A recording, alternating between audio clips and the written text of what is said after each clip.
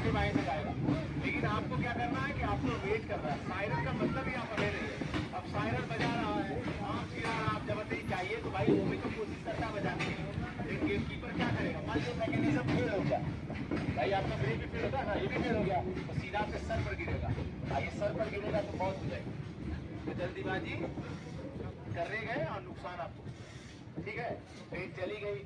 आप अगर इसके बाद कोई ट्रेन नहीं है तो खोल भी दीजिएगा।